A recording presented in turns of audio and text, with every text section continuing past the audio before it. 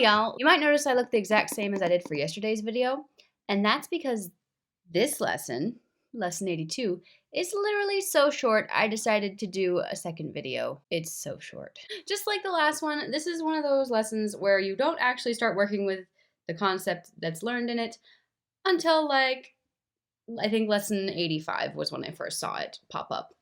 So really, this is just something that they want you to know, but you're not going to really have to use too much. Lesson 82 is all about what's called tessellation. So I'm going to read this little piece here because it sounds interesting and it's historical and factual and whatever, and I think it's cool. So, hold up. Archaeologists have found that people used tiles to make mosaics and to decorate homes and other buildings as long ago as 4000 BCE. The Romans called these tiles tessellae, from which we get the word tessellation.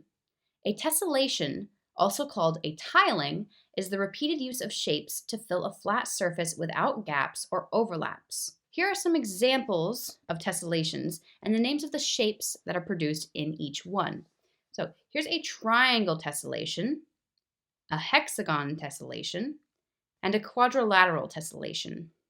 But not every polygon is going to tessellate perfectly or fill a flat surface properly. They won't tile in well. There'll have to be some kind of like space in between them or shape inside to fill in that space. In fact, some of them won't even tessellate at all. However, every triangle and quadrilateral, whether or not they're regular or irregular, will fill a flat surface. And here are some examples of that. Here's an irregular triangle kind of going wonky, but it still fills the entire space. Meanwhile, here's a quadrilateral. It does have 4 sides. You can count them.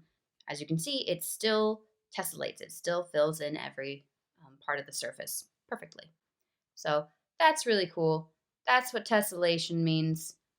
That's all I have for you. If you want, you can grab a spare sheet of paper and you can try out other polygons and see if they will tessellate well or not. And that could be something you could do for fun. But yeah, that's all I got. Eventually, they are going to ask you which of these polygons does not tessellate or fill in the entire surface. And you're going to have to know, like, oh, well, that one doesn't work. Oh, that one doesn't work. But, yeah.